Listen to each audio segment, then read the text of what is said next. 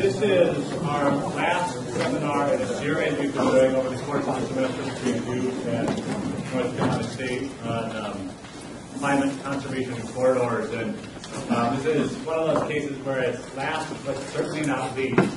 It's our real great pleasure to have Reed Noss. And Reed has been really a central figure in the field of conservation biology. He's the president of the society, editor for the flagship journal. And for those of you who have taken either my conservation biology class or any conservation biology class, you couldn't get through it without seeing 6 different figures that sort of sum up all sorts of different aspects of conservation biology. He's really that central to the field. And so it's our great luck to have him here today. I should say that our series has been sponsored by the Southeastern Climate Science Center, the Duke University, and the Wildlands Network. I did learn earlier this afternoon that Reed was at the founding meeting of the Wildlands Project, it was called originally. So there's a history of a connection to our symposium series. So with that, I will, before I finally introduce, I will say that he has just published new books, Forgotten Grasslands of the South, Natural History and Conservation, so about our region. And after the seminar, he'll be here with a few copies available for sale or design. And so he'll be talking today about assessing vulnerability and adaptation options for species and natural communities threatened by sea level rise in Florida. Thank you, David. Thank you, Nick. So, thanks for coming, everyone. It's first trip to NC State, so this is a great show, and I've met many of you and spoken with you today, and it's been a very good day for me. I don't know how much you've talked about sea level rise in previous seminars. In this series. You know, I live in Florida, and Florida has been identified as the state at a state level that's most vulnerable to sea level rise. And as you'll see, the reasons are pretty obvious. So finally, actually, people are starting to think about sea level rise in Florida.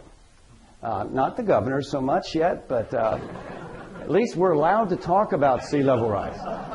Okay? But curiously, the state agencies cannot talk about climate change. They can talk about sea level rise, but it has absolutely no relationship to climate change. So this project was one that a couple of colleagues and I began about 6 years ago with no funding at all. I suggested to them that, hey, let's start looking at the effects of sea level rise on species in Florida and try to find some money for it, because this is going to be a big deal. We've all known that for a long time, many of us doing conservation planning in Florida. And it took us about 3 years to get any money. We finally got a small grant from the Florida Fish and Wildlife Foundation and then a larger grant from the Kresge Foundation. So I'd like to acknowledge those two right up. And I'll acknowledge some of my other collaborators later on. But for now, I want to also acknowledge my postdoc, Josh Reese, who some of you know, who's really helped with the vulnerability assessment that I'll be talking about for much of this talk. So in Florida, the good news for us with respect to climate change is that temperatures are expected to warm less than anywhere else in continental North America. And I know you can't see the details of this, but this is from the 2007 IPCC report. And basically, this is the projected annual change. This is an average. This is an ensemble model of average of like 35 models, I believe. And then we have the winter, and then on the far right, the summer projections of temperature change to the year 2100. And Florida is expected to warm less. And this is not surprising. We're a peninsula. We're buffered from the oceans, and water, as you all remember, does not warm quite as quickly as air. The bad news, though, is that the sea is rising, and we're highly vulnerable to that. And this is a very good book by two Duke coastal geologists, Orrin Pilkey and Rob Young.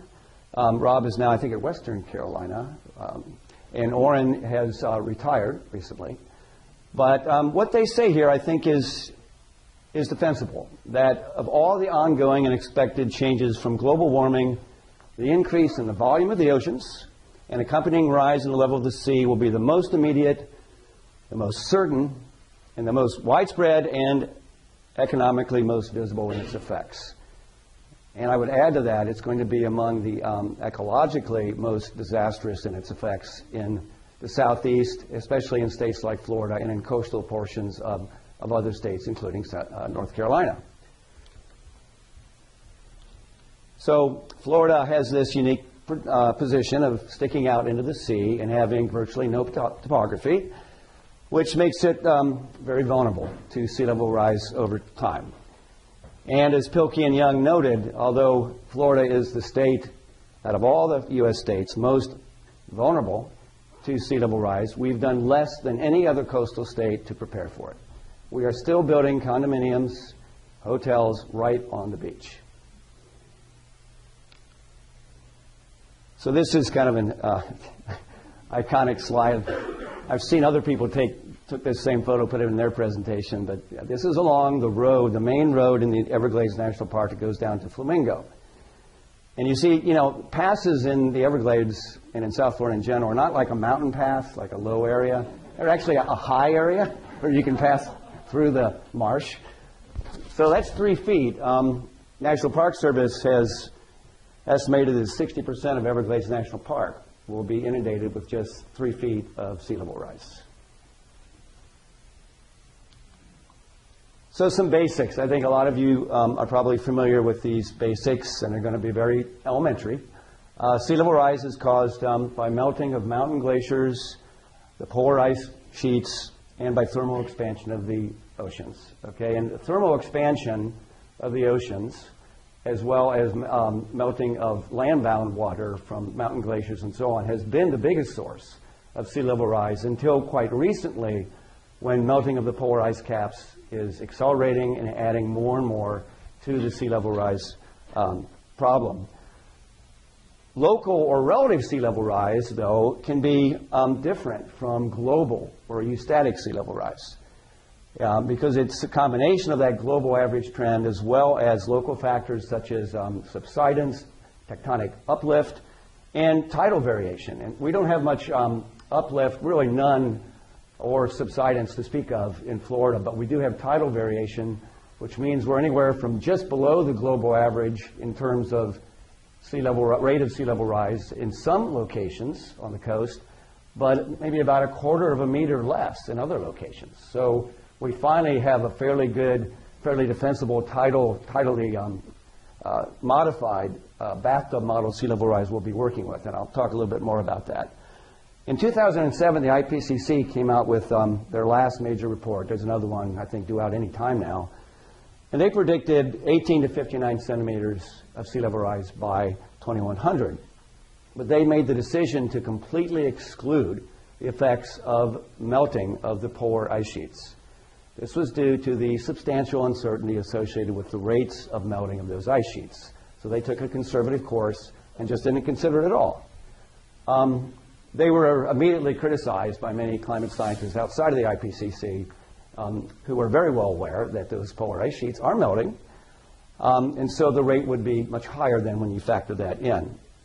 Pilkey and Young, and probably most people studying the sea level rise issue today, would agree with this general estimate of 1 to 2 meters on the conservative side of sea level rise as a global average by the year 2100. Now, it could be less. There's still a lot of uncertainty, or it could be more. So colors aren't coming out real. Is there any way to turn down the lights a little bit? Some of my slides are a little pale. If we just do the front ones, perhaps, by the projector. I think that helps a little bit. Okay, so maybe some of you have seen this paper. I'm most persuaded by these so-called semi-empirical models of sea level rise, which factor in historic sea level rise plus the established increase in the rate of sea level rise over recent decades, and then project that into the future under different greenhouse gas emission scenarios. So to begin, and this it's still not showing up real well, but the IPCC used 3 emission scenarios, which are shown here. I'm not going to go into the details of these, but these have to do with fossil fuel emissions primarily. But again, assuming no contribution from melting of the polar ice caps. If you factor in that melting, Vermeer and Rahmstorff and some other papers, and some other, especially some others from Rahmstorf's lab, have projected the same scenarios, but factoring in this, and we have a much higher rate, between about 0.8 to 1.8 meters by the year 2100. And some scientists still dispute this, think it's too high, others think it's too low. But I think this is probably a good mid-range of estimates. I like to provide a broad geologic perspective. In a way, it makes the problem of sea level rise appear a little more manageable in the long term, okay? But also, you know, it might teach us some lessons about how species and communities have responded in the past to sea level rise. If you look at fossil records and so on, combined with geologic records, you know, the whole coastal plain from, you know, Massachusetts to Mexico was underwater during the Cretaceous. It didn't start to emerge until the Quaternary. If we look just at Florida, you know, in more recent time, all right, the last interglacial, this little icon, I knew might be in the way sometimes, but that's 120,000 years ago. Sea level was about 6 meters higher than today. And about half of that increased height was related to melting from the Antarctic and the Arctic, the other half. This is the time, by the way, that Florida Keys, well, the coral reef that now constitute Florida Keys was first forming. So the Florida Keys had not been around before that. 18,000 years ago, right after the peak of the last glacial maximum, sea level was 120 meters lower than today. And some archaeologists, by the way, have found Clovis village sites out in the Gulf of Mexico over 100 kilometers from the current coastline from about 13,000 years ago, which is pretty interesting. Today, then, we have a coastline that's about 100 miles inland from what it was during the last glacial maximum. So, you know, things have changed. Florida, being a low-lying state, and any low-lying area of the coastal plain is very dynamic over time. We have to understand that. We should be planning, I believe, in conservation for the long term, not just the next few decades, but over the very long term. So even without anthropogenically accelerated sea level rise, this is something we should still be thinking about in the long term. All right, so the rate of sea level rise has been quite high at certain times in the relatively recent past. I get somewhat alarmed when I hear various people, including some scientists, say that, you know, the rate of sea level rise or climate change over the next century is going to be the worst the Earth has ever experienced, or the worst we've experienced in the last million years, or whatever. There's various takes on this. That's actually not true. Sea level rise is probably the best barometer of global warming. There's a lag time, but sea level reflects the temperature of the atmosphere globally. Okay? And there have been times within the last 20,000 years when sea level was rising 45 millimeters per year. That's 4.5 meters per century over an average, averaged over a 2,000-year period, like between 14,000 and 12,000 years ago. And so during that period, if you just kind of eyeball the graph up here, okay, there were times that we might have been rising by 10 meters per century. Well, that's higher than even the real radical climatologists are suggesting for the next couple centuries. So communities have dealt with this in the past, usually. But there have been times when the rate of sea level rise was so rapid, again, based on geologic evidence, that coastal vegetation, coastal communities were essentially drowned in place. Okay, the coastal areas were overstepped in geological terms, as this quote from Joe Donahue from Florida State University suggests. Now, there must have been some refugia for those species, right? Because these areas were recolonized over time, probably up into the estuaries, up the rivers, whatever. But at various times in the past, these mangroves, salt marshes, beaches, etc., were just inundated. They didn't have time to move landward. So there's a number of threats, though, today to biodiversity, which we can trace to sea level rise. Erosion of beach habitat for many species, ranging from sea turtles to shorebirds. Increasing salinity of coastal wetland systems, loss of freshwater-dependent species and communities. A real problem for a place like the Florida Keys, where we have a very narrow freshwater lens floating on top of saltwater with very porous bedrock. So when the saltwater table goes up with rising sea level, the freshwater lens is literally being pushed right off the top. and is projected to disappear on much of the Keys very soon. Increased exposure to storm surge from hurricanes and other storms, eventual complete inundation of low elevation areas that are connected to the ocean, and of course changes in community dynamics because highly interactive species will be lost, communities will change, species will migrate inlandward if they can at different rates, and so we'll have these so-called no analog coastal and even inland communities in the future. This is from some published work by some folks with the Nature Conservancy and University of Florida who looked at a stretch of the Gulf Coast of Florida where we actually have very little development and where a lot of these coastal communities, if the rate of sea level rise isn't too rapid, might actually be able to track landward. Okay? This is Wackasasa Bay. And so basically, the forecast for 1 meter sea level rise, here's the current coastline. It would move to what you see in green, dark green, which would represent actually a conversion there of coastal forest to salt marsh. So here's the ocean, and what was coastal forest is now salt marsh. Salt marsh would be largely lost in this scenario, or the coastal forest, but much of it would be lost. Coastal forest to transitional salt marsh is projected to change here, and so on. You can follow down under these categories. Now, what's interesting about this study is that this model, sea level affecting marshes model, has its weaknesses, and it's been criticized. But curiously, they were able to use a long-term study that began in the early 90s in this area here, and they've applied a retrospective run of the SLAM model, okay, to look at if they could model the changes from the early 90s to 2004. And sure enough, the SLAM model performed very well in this case and confirmed the empirical result, or was confirmed by the empirical studies. So this gives us a little more confidence that this model might approach the real world.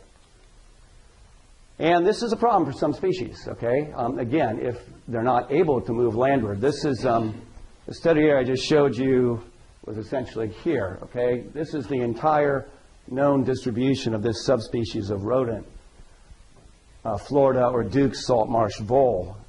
100% of its current habitat will be inundated with just 1 meter of sea level rise. Now, since again, this area of the coast might be able to accommodate shifts in these communities landward, hopefully the vole will follow. Okay, we don't know for sure, but actually I have some confidence this species might be one that can track these changes and survive. Many other parts of Florida aren't so lucky, as we'll see. And the really unlucky place is the Florida Keys and around Miami and the southern Everglades. Another paper from the same issue of the Journal of Climatic Change, which was a special issue on sea level rise in Florida that I guest edited in 2011.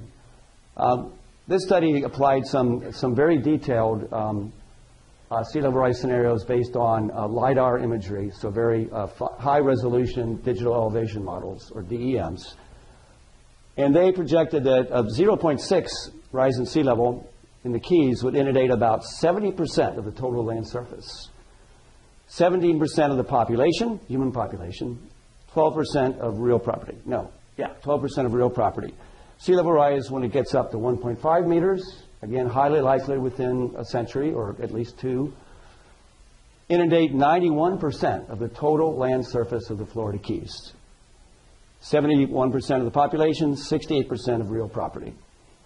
And also these were very projected to be very non-linear dynamics in that you'd have gradual rise and it would hit a topographic break and all of a sudden we'd have inundation of a lot of horizontal area with just a very small rise in the actual sea level.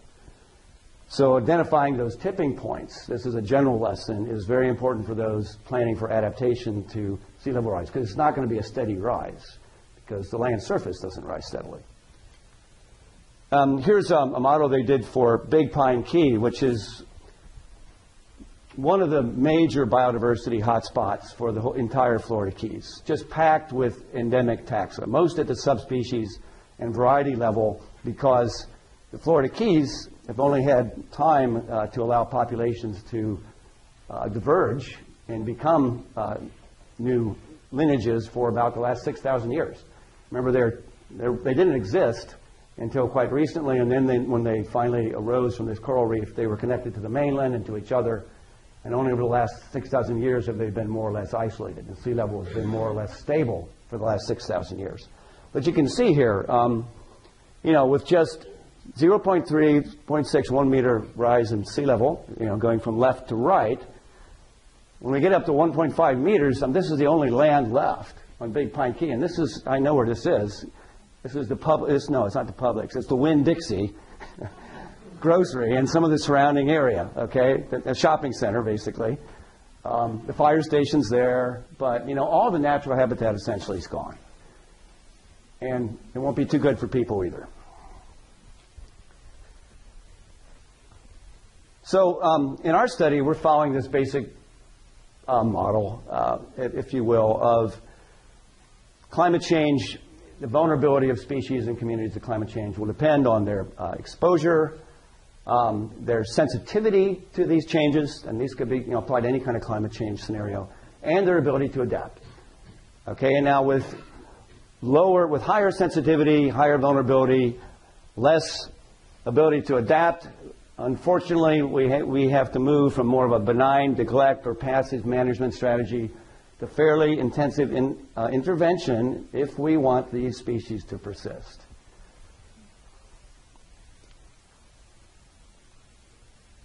Okay, let's try it this way. Okay, so the other thing is, of course, that sea level rise then is not occurring in a vacuum. It's occurring in conjunction with land use change, existing urbanization, highways, habitat fragmentation, and also, of course, changes in temperature and precipitation. And these are likely to be synergistic. And my mentor, Larry Harris, called the sea level rise problem in Florida, he summarized it as being between the devil and the deep blue sea.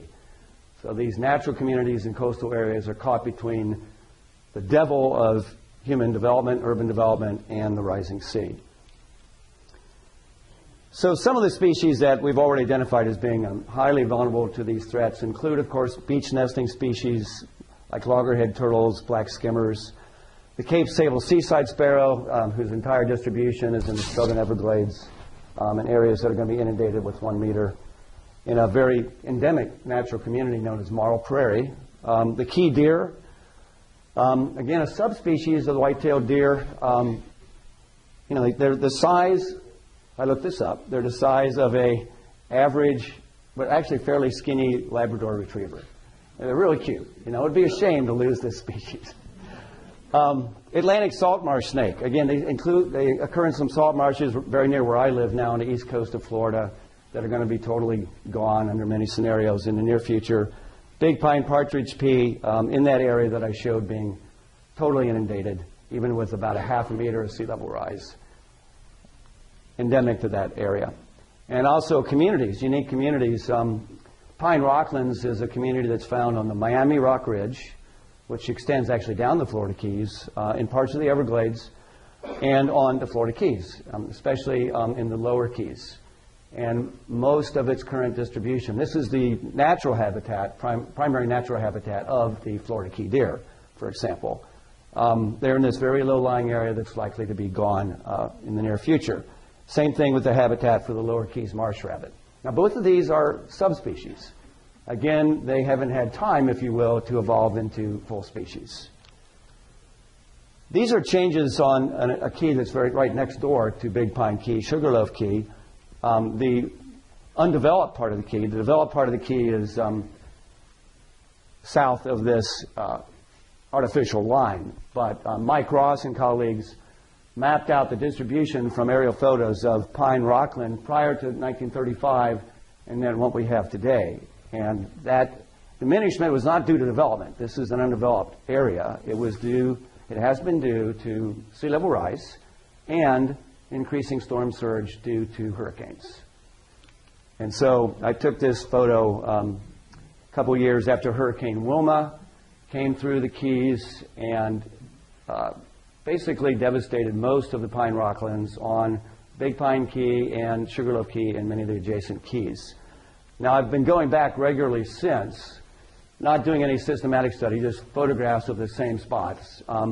there is some recovery. It's amazing that you see all these standing trees. They're South Florida slash pine. It looks like 100% mortality, but there must have been some seedlings hiding in there that somehow survived, because now there's some little pine trees about this high, which is impressive. However, other species, we were talking about this earlier, poisonwood is one, which is a tropical hardwood that is causes dermatitis far worse than anything you get from poison ivy or poison oak. Poisonwood did great with in recovering from this disturbance, and so there's now, poisonwood up to here in these communities. You can't even walk through a lot of it. So different species respond differently. Okay, now that's an important point, because we use this knowledge to justify what we're doing in this study, which is looking at vulnerability where we can on a species-specific basis, based on the understanding that the followers of Gleason basically won the argument with the followers of Clements. Those of you who took ecology, okay, remember Clements argued for this organismal view of the community as a whole being a living organism and responding as a unit to change. Gleason said, no, every species responds individualistically to environmental change, and that would include climate change. And of course, both had some good points, but Gleason, generally, his idea has held sway. And so species do respond differently.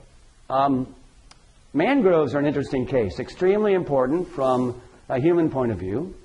Ecosystem services, all right, they buffer the coast from storms, coastal surge. They're primary nurseries for a lot of the important food fish and sport fish. They are the primary habitat of a lot of the West Indian taxa, from birds to land snails to many rare plants that are found in the United States only in South Florida. So they have a lot of importance both for biodiversity and purely human values. And it turns out they can adapt if sea level rise isn't too rapid. Frank Egler, does that name ring a bell with anybody? He was an ecologist. I'm sure John Terborg knows about Frank Egler. He was the guy who said, ecosystems are not only more complex than we think, but more complex than we can think. That statement's been attributed to many people, okay, since then, but he's the one who originally said that. He did some studies in the 1950s, looking at aerial photos from the 30s, documenting this inland shifting of vegetation in the South Everglades. And he called it the white zone, because you can see all this bare, whitish crust. Okay, that's salt. That used to be, not that long ago, pine rockland and marl prairie mosaic. You can see a pine, okay, a South Florida slash pine still existing there on the upper left, okay? This area has been invading by these red mangroves marching in like arachnids, right into this zone. But that's adaptive. This is a good thing. This is what we want to happen, these shifting zones. But now we're starting to see more mortality of mangroves, and models suggest that at a certain rate of sea level rise, there'll be a tipping point where there won't be sufficient sediment accumulation in the mangrove community for them to persist, and they'll be essentially drowned.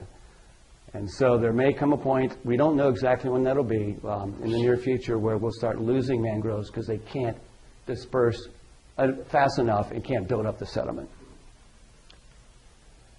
So our study, again, taking this individualistic approach where possible, asks some basic question: who is vulnerable? Identify the species and natural communities that have the highest vulnerability to sea level rise and associated threats of land use change and climate change, being precipitation and temperature changes. How vulnerable are they? Okay, there's a lot of species vulnerable, but we need to prioritize. We can't consider every species individually. We'll need to find out those that are going to be most at risk. So we developed scenarios for sea level rise, climate change, land use change. That's what those acronyms stand for.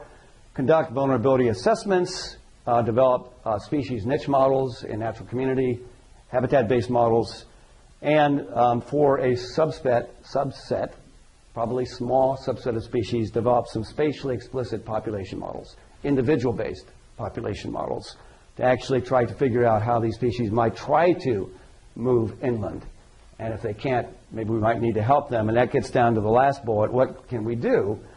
And this is where we start to analyze adaptation options. Either just let things happen, move species around, tear down urban areas and relocate the people, and that's actually on the table even in some counties who are recognizing we can't sustain these high levels of property value loss and damage.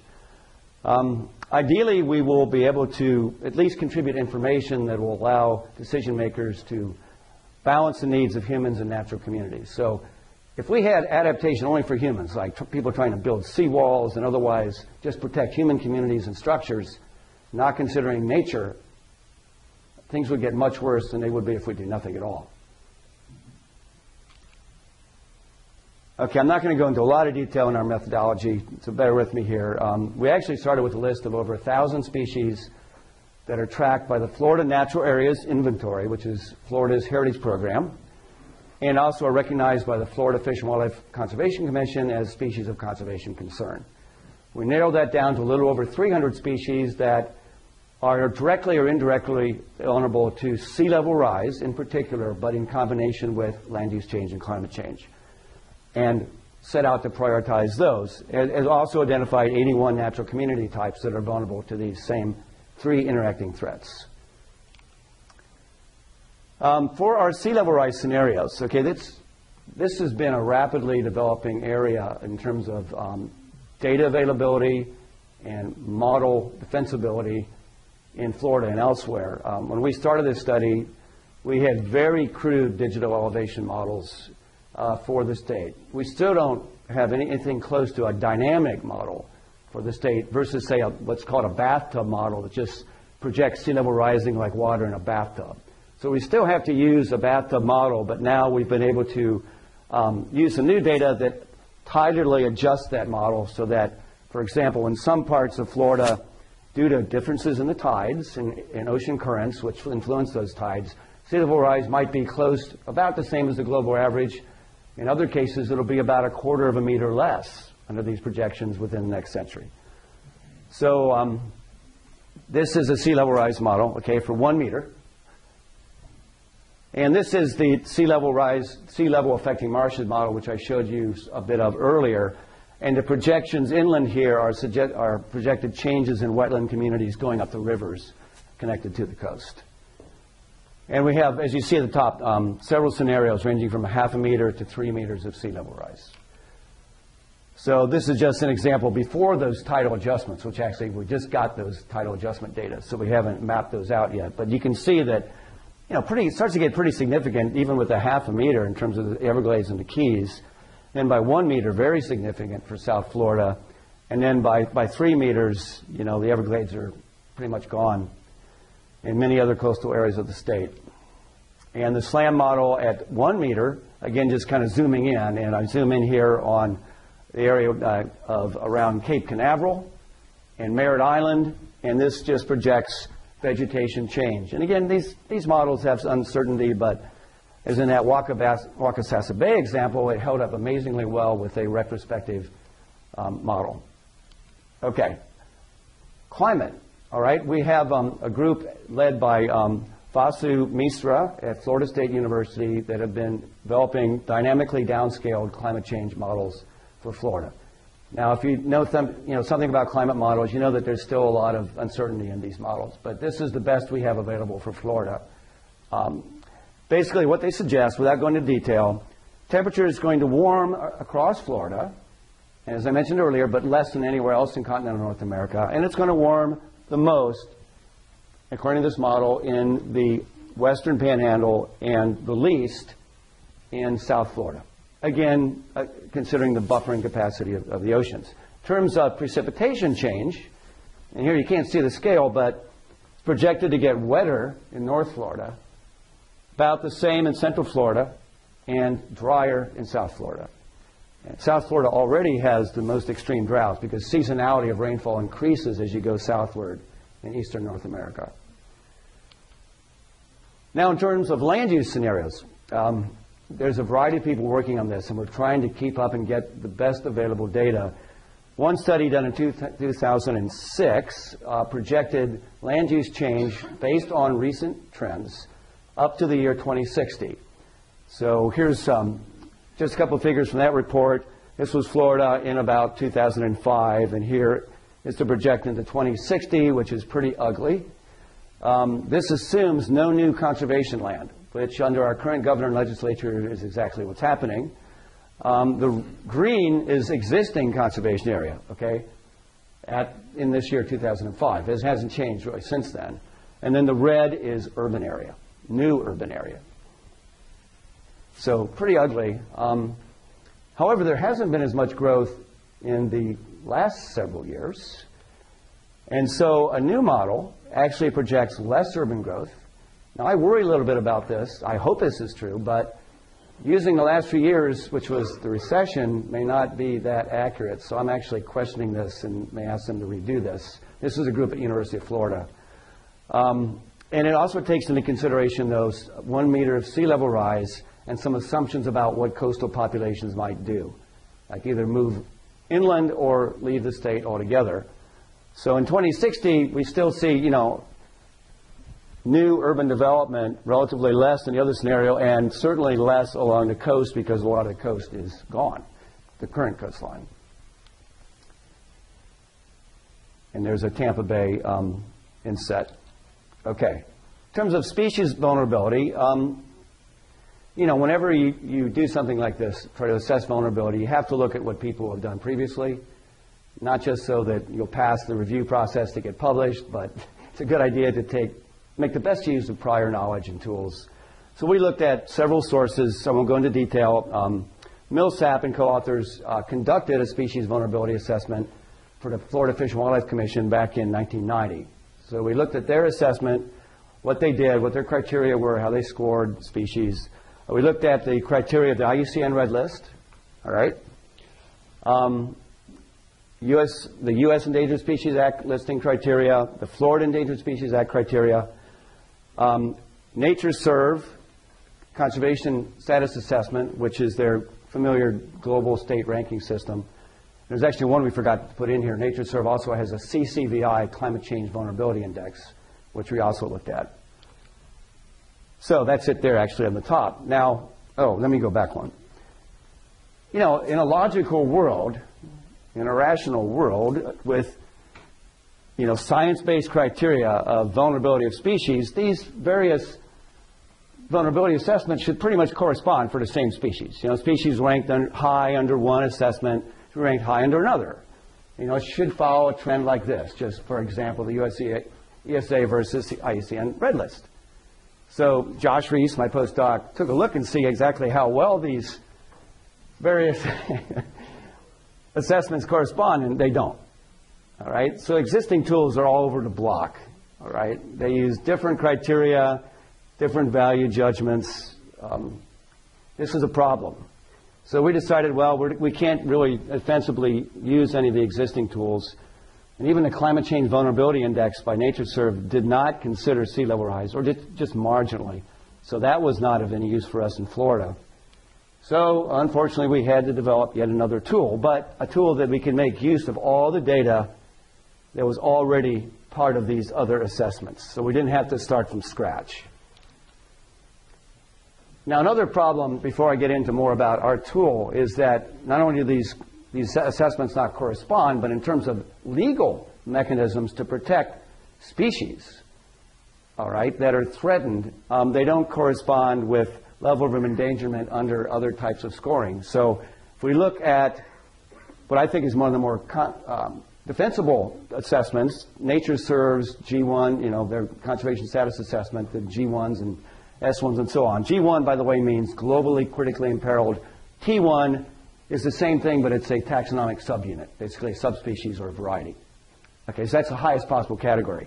So only for the highest category of NatureServe species, only 17% is listed as endangered under the ESA of Florida species. These are Florida species, okay?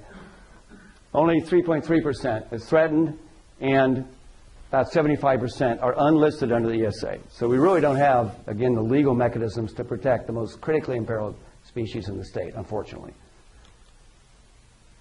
Our new tool we're calling, we have to have an acronym, SIVA, Standardized Index of Vulnerability and Value. We have 4 modules.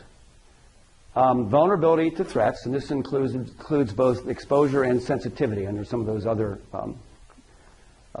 models.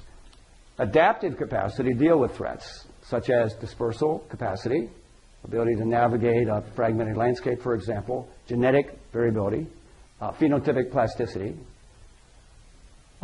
Conservation value, so we looked at evolutionary values like phylogenetic distinctiveness of taxa, and we being a set of experts that we either were part of our team or that we contracted to do these assessments. Ecological values such as keystone roles, foundation species roles, these strongly interactive species, and social and economic values as well. And also information availability, because if you're going to work at the single species level, it might be the most vulnerable species as far as what we know out there, but if we know nothing about its life history or much about its habitat requirements, we really can't develop a species level conservation plan. All we can do is just simply protect the habitat we know where it occurs, if we can. So there's no need we can't develop a niche model, for example, or do anything else at the single species level. Okay, so this is a little bit more than, I said most of this, but some of the things we considered under those 4 modules. Okay, we had 2 or more experts actually rank each species, and this was a literature-assisted expert-based system, which the literature suggests is much more powerful than just asking an expert for their opinion. So we gave them all those data I just showed you, like the climate projections, the sea level rise projections, the distribution maps for each species, and any key papers that we knew about. And since they were experts, we asked them to please bring in their own literature that they're familiar with for each of these species. So a literature-assisted expert method. And they scored each species on a numerical scale for vulnerability or value for each of 30 different criteria. And here's some of the conservation value scoring right there applied to the gopher tortoise as an example. Okay. Criteria were weighted by importance. For example, we considered phylogenetic distinctiveness and ecosystem role more important than their social or economic value. Other people might want to weight this differently, which is easy. This is easy to change weightings. And then we summed scores for each of the 4 modules. And you can weight these modules themselves differently depending on the needs of the user. So this is just an example of the kind of data we supplied and a little bit of the spreadsheet that each user saw. And then some of the details, for, in this case, for response to temperature change.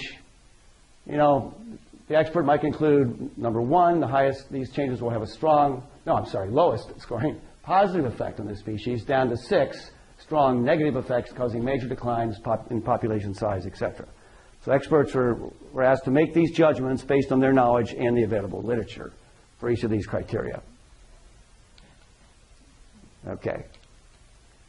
So, well, the results, I'm not going to go into detail. Of course, we dealt with over 300 species, so you don't want to hear the details. In general, invertebrates, plants, and reptiles were most vulnerable to the combined impacts of sea level rise, climate change, and land use change. Now, of course, you can see they're all fairly close. Fishes, less so. We didn't look at marine fishes. Okay, we looked at freshwater fishes, and most of those are somewhat isolated so far from sea level rise and climate change effects. Now, there's good biological and geographic reasons why invertebrates, plants, and reptiles are most vulnerable. Can anybody guess what one might be in Florida? These tended to be our island endemics. Okay, there's quite a few island endemics in the Keys and other offshore islands in Florida. And these 3 taxa, various invertebrate groups, plants, and reptiles, had the highest proportion of species that are insular endemics. But you can see, all the way across the board, species are going to be pretty vulnerable. Vulnerability scores, you can see nice normal distribution, okay, but pretty high for the species, that we analyzed. In this case, this end of the scale is the highest, okay. Conservation value, actually they clustered toward the lower end of the scale because very few species met all these fairly stringent criteria for phylogenetic distinctiveness, like monotypic genera and endemic to Florida or to a county, which all were scored differently. Information availability was generally bad. All right. Adaptive capacity was pretty much all over the place. Now, in terms of missing information under all these criteria, just to summarize a few things, we don't, experts agreed we didn't, have good projections of precipitation. We have better idea of how temperature might change in future precipitation regimes. This is true pretty much in every region.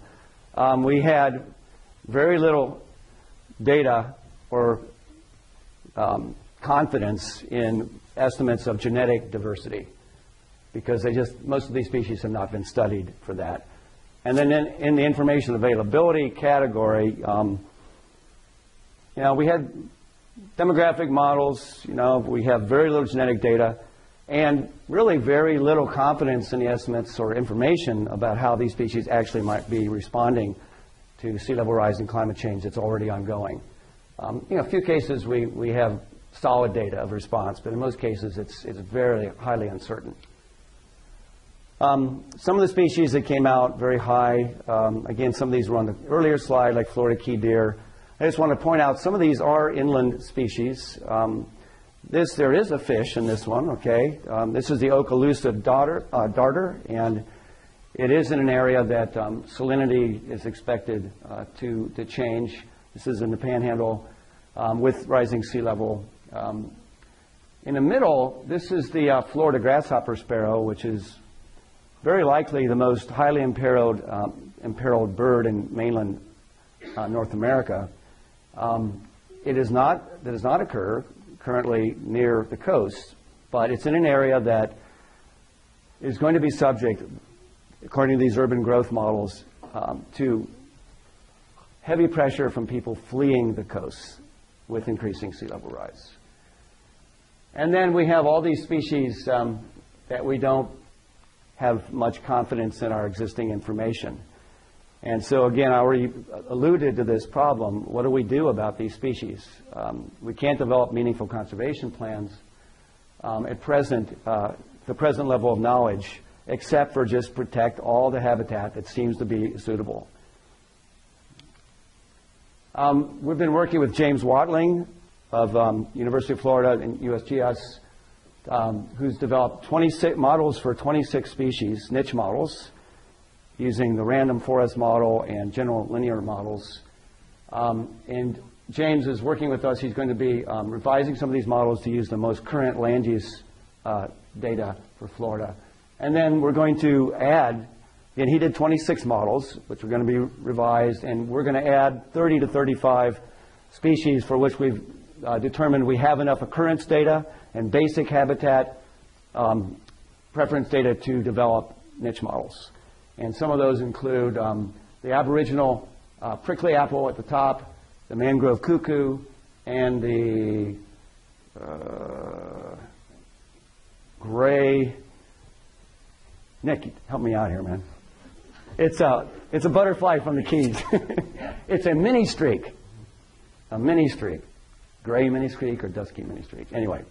Okay, Florida panther, high profile species. All right?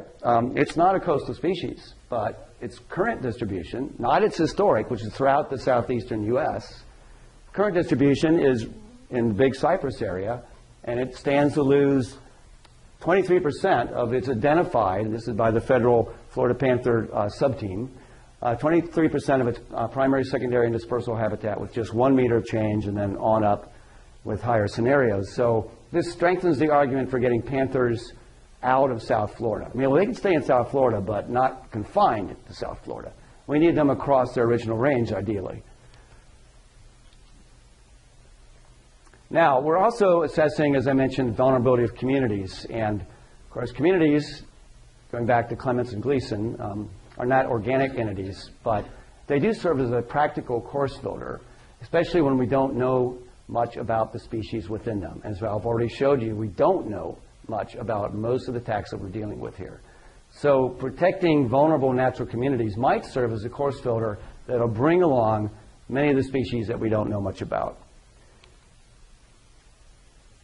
And we're just starting that work, so that's all I have to say about it. The final part then of the study is to evaluate different adaptation options. In general, they fall into three classes. Well, there's a fourth option I'll refer to, but the first one is what you would usually hear many county planners and coastal engineers tout as the preferred approach to addressing sea level rise, and that's engineer our way out of it, harden the coast. Just hold back the sea like they do in the Netherlands, build dikes and seawalls and all that kind of stuff. Ecologically, this would be disastrous, and it's not sustainable economically. Some studies have been done of how much it would cost. It's just unbelievable. It would be much cheaper to move people out and abandon the structures. The other option, one other option, is so-called managed retreat, which I think is feasible for many, and that's where we allow for movement of species and ecosystems landward as the sea rises, and also for human populations to facilitate, movement of human populations and structures away from the coast and abandon those structures that can't be moved. This will require, obviously, some major government support. It's going to be extreme economic hardship to have these cities just drowned. I mean, it's kind of cool in a way, but not if you live there, I guess. And then another option, for these species like in the Keys, moving them to the mainland, like moving the Florida key deer to the mainland, where it's going to compete with the mainland key deer, which is twice or more its size, and pollute its gene pool, is really not a feasible option. And that's really true for all of these endemics in the Keys. And there are, a few full species endemics, but they're mostly, as I said, subspecies and varieties. So really our only choices here, and the one that's not shown, watch them go extinct in the wild or bring them into captivity. Botanical gardens, zoos, gene banks. I actually favor that approach for those species that we can't move or shouldn't move, because it'll be an interesting lesson. One, in evolution, the evolution of island endemics. Actually, the rapid evolution of new taxa in the Keys over the last 6,000 years, that's pretty cool. But also, what happens when we start pumping fossil fuels into the atmosphere and sea level rises faster than it has for thousands of years? Okay, that's a lesson in itself. And a good zoo or botanical garden, I think, could make a very good lesson plan out of this. Seawalls actually aren't going to work in Florida anyway, because we either have, in most cases, very deep sands along the coast, so the water is going to go right through those porous sands underneath the seawall, or we have extremely porous, like Swiss cheese bedrock. Down in South Florida, like Miami, a lot of the storm surge from hurricanes comes up vertically from the ground. Not flowing horizontally, it comes right up from the ground. I've seen a photomicrograph of Miami oolite, which is the main bedrock in much of South Florida. There's a lot more pore space than there is mineral. And so this just isn't going to work. So what do we need to do? Okay, as far as in the very near term, immediately, if we can find the funds and political will, new protected areas.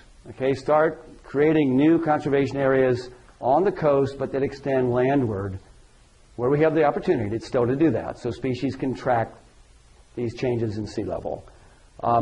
Developing and protecting corridors from these coastal areas to landward sites of suitable habitat. This has to start as soon as possible, because development pressures are really on the rise again in Florida. And also, quite soon, protecting upland refugia for many of these taxa before new developments spring up. And a lot of these lands are already slated for new cities. That's a trend in Florida. It's not just expansion. It's not usually any more expansion of existing urban areas.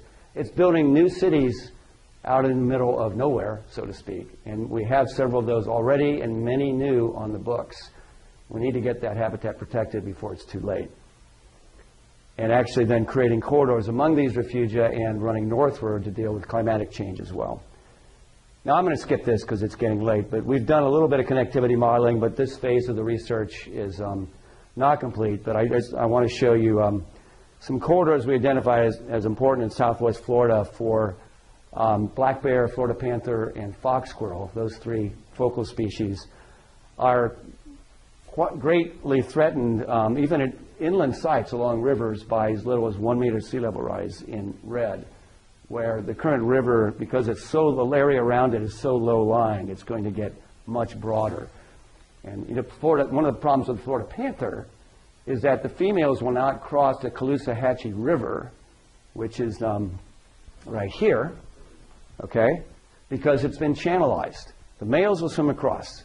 Females are less dispersive. They will not swim across that river. So if we start widening those rivers more from sea level rise, and then the Peace River up there to the north, we're going to cut off whatever corridors we have, unless we create land bridges across these rivers, which many of us have been suggesting for years, but not a lot of political will for that. I'll skip that. Okay, finally, I'm going to leave with a couple of other thoughts. In the near term, the Everglades, a legitimate question is, why are we spending billions of dollars, tens of billions of dollars, to restore the Everglades if they're going to be underwater soon? And, I think it is a legitimate question that we have to reckon with. Now, in the short term at least, there is a lot of merit in the existing restoration efforts because the basic model for restoration there, there's a lot of details, but is to get more fresh water flowing through the Everglades system and to the Everglades system and down to the sea. And that's going to help reduce the increasing salinity and the landward movement of seawater. And in the short term will result in less change to the coastal vegetation. Some models suggest that. But it's only a holding action. It won't be long before these efforts are inadequate. 60 to 80% of the Everglades will be lost with 1 meter of sea level rise. And so we need to think about moving the boundaries, expanding the boundaries of the Everglades National Park northward, which means restoring habitat that has been in sugarcane farms, for example. Big challenge, but otherwise we lose the Everglades system. We don't know if we can recreate marl prairie and pine rocklands and so on, but I think we ought to start experimenting with it now because it's going to be needed before too long. Now, is any of this possible, any of these conservation and adaptation options that I've just touched on? Does the public care enough about sea level rise and climate change, and do they care enough about biodiversity? Well, let's look at some recent polls. Things are not as gloomy as you might think, and they're actually getting a little better. These are all very recent polls, Yale and George Mason University, 2012. 70% of people, American public, this nationwide, say that climate change is happening. 54% say it's man-made. That's a big improvement over a few years ago when a minority said it was man-made. What about intrinsic value? What about these species that have no ecosystem service value, that have no instrumental value to humans? Well, 60% of respondents to this public policy poll believe that biodiversity should be protected for biodiversity's sake. And finally, this is a very recent poll. You may have seen reference to it in the newspapers or on the internet.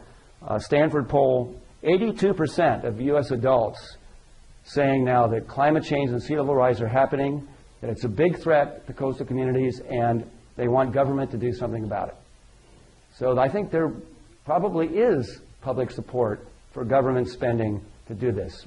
It's going to be a difficult time to get that accomplished in the near term with the deficit and sequestration and everything else, but hopefully soon.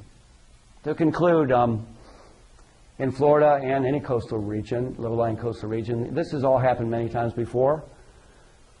We've had regular inundation by the sea. However, we do have a a higher rate of sea level rise now than in the recent past.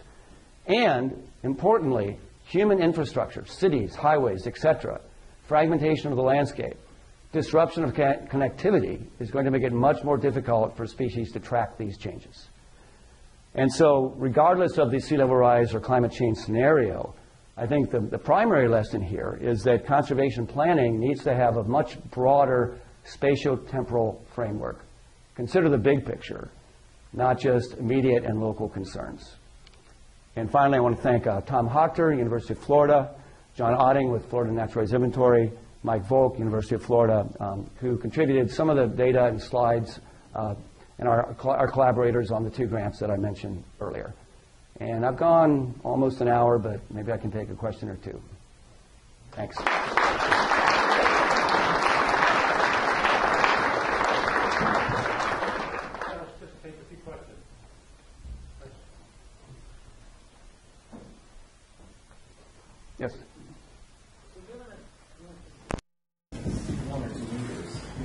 much the water supply for Miami and other cities will be controlled by somehow the water conservation? Yeah. Is there any plan to deal with that? Where are we getting people on this? There's a slide I often show, actually, which I didn't today, but there's some very good projections by a geohydrologist with the South Florida Water Management District showing which particular wells are going to be saltwater within different time frames. And, actually portrayals of the saltwater lens under the freshwater lens and what's happening. Yeah, within a few decades, the majority of the existing wells that South Florida relies on are going to be saltwater. So yeah, big problem. They're obviously going to be demanding water from the Florida aquifer to be pumped down to South Florida. But again, a lot of those people might have to relocate, so there won't be as much water demand locally because their houses will be underwater. They'll be gone. They'll be drawing directly from the Florida aquifer where it currently exists. But yeah, I mean, it's politicians don't want to think about that yet, but the geologists and geohydrologists and others working for the state water management districts are well aware of the problem and have some pretty good models. So the information is pretty good. It's just, again, finding the money in the political will to really deal with it. On your tool that you and Josh developed, what was the acronym? SIVA, Standardized Index of Vulnerability Value. Is the plan to be able to update that as on sort of the same time frame as some of the climate information gets updated, so it's a 5-year basis, something like that? That's a real good question. The tool is very flexible. It can be updated at any time. We currently don't have funding to redo this on any particular interval, any schedule. But as new information becomes available on the species and we get better climate and sea level rise scenarios, obviously we should be revising the index. So we hope to do that. It all depends on funding. At some point, there's going to be an event or two that really wake people up. And it's not going to be the grasshopper sparrow disappearing. It's going to be the water disappearing or the roads closing or the hotels getting washed in the sea. Which do you think it'll be? All the above. Which of these sort of major eye-opening things is... The a lot of this is 50 years to hurricane related. Yeah, the storm surges from some of the recent hurricanes, like in 2004, 2005, I think did get a lot of the public and a lot of the, including county planners and coastal counties, starting to think about sea level rise and doing something about it. Monroe County, which is the Keys and much of Big Cypress and Southern Everglades, now has a policy that any new public structures like firehouses, schools, courthouses, etc., that are going to be rebuilt or restructured or repaired have to be raised in elevation over their current location. I think it's only like half a meter, which isn't enough, but at least it's a start. There's also a Southeast Florida Climate Compact of several of the counties in Southeast Florida that are evaluating particular adaptation options. And Miami-Dade County has a scientific advisory committee with some really good people on it who are advising them about how to respond to this. But the wake-up call were some of these hurricanes and associated storm surge more than anything. I think when you start to get freshwater wells turn salty, that's going to be another major wake-up call. Let's take one last question from someone else. Okay, I know there's been a lot of planning corridors in Florida and connectivity, and you've been very much at the beginning of that. And the state of Florida has invested billions in implementing some of these plans, but they're all north-south. Now you're telling us we need east-west corridors too. Is that a challenge of equal magnitude to how the state? It is. One component of the study that I just touched on at the very end was the connectivity component, which we haven't started on yet. But we're going to be identifying new coast inland corridors. There's also a new, more recent new prioritization effort in Florida to inform land acquisition if we ever start buying land again. It's been several years since we've bought any new conservation land. So Florida's no longer the leader it used to be. But this new process is now being revised to take into consideration climate change and sea level rise. And the work is being done by two of my collaborators here, Tom Proctor and John Otting in particular, but I'm on their advisory board. So hopefully we'll have something that the state has faith in and will use to adjust conservation planning, taking into consideration the sea level rise. So we're hoping for the best. If we can ever buy land, we should. If you have more questions, you have two options. They're not mutually exclusive. You can come down and ask Reed yourself, and he'll have copies of his book that you can purchase and go sign. Or you can come join us for a beer at Players Retreat, and we'll head over there, and we'll get over there about 5:15 or so. So with that, thank you.